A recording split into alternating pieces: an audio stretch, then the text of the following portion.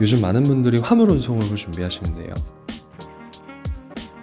전 세계적으로 유행 중인 코로나 바이러스로 인해서 전체적인 물류의 물동량이 늘어나는 추세로 이와 맞물려 여러 자영업자분들의 경제적인 어려움과 겹치게 되어 많은 분들이 화물 운송업으로 전향하고 있는 상황입니다.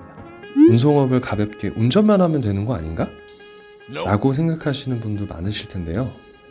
아무것도 모른 채 그렇게 가볍게 시작하시다가는 사기치려는 회사의 좋은 단백질원이 먹잇감이 될 수도 있습니다.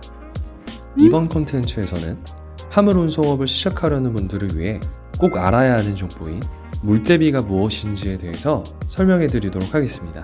우리가 운송하는 품목이나 물품에는 제조사가 있습니다. 물건을 직접 만들고 생산하여 운송을 필요로 하는 회사를 이를 화물의 주인, 즉 화주라 하는데요.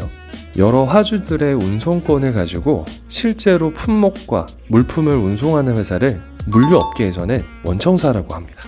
때문에 원청사는 운송해야 할 다양한 품목을 가진 노선들이 있고 화물 차주분들은 원청사의 노선에 투입되어 일을 하게 되는 것인데요. 이렇게만 하면 당연히 문제가 없습니다만 다른 회사들이 이 과정에서 스며들면서 문제가 발생하게 됩니다. 물류회사까지는 이해하더라도 1차 벤더사와 2차 벤더, 3차 벤더 등과 같은 여러 회사들이 끼어들게 됩니다. 어떤 업종이든 유통에 있어서 과정이 늘어나게 되면 문제가 발생하게 되는데요. 그것은 바로 돈이죠. 자, 그럼 쉽게 한번 설명해 드리도록 하겠습니다. 운송 품목의 주인인 화주는 물품의 운송이 필요한데 이런 운송은 일반적으로 원청사에서 대행을 하게 됩니다. 예를 들어 화주의 노선이 제주도에서 경상도로 가는 노선이라고 가정해 봅시다. 계산하기 쉽게 편도 100만원 노선이라고 가정해 보겠습니다. 원청사와 직계약으로 일하는 차주는 세금 약 3% 정도를 공제하고 97만원 정도의 운송료를 정산받을 수가 있습니다.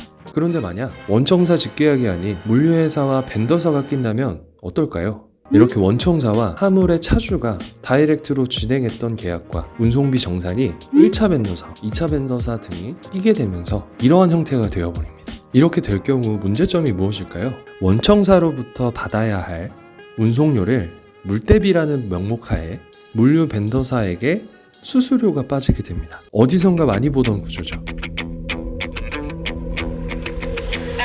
바로 우리가 알고 있던 피라미드 구조입니다. 다단계 구조라고도 하죠. 같은 일을 하더라도 원청 직계약인가 물류 벤더사와의 계약인가의 여부에 따라 생각보다 큰 운송비의 차이가 발생할 수 있습니다. 때문에 계약을 할 때는 원청사와의 직계약인지 반드시 따져봐야 합니다.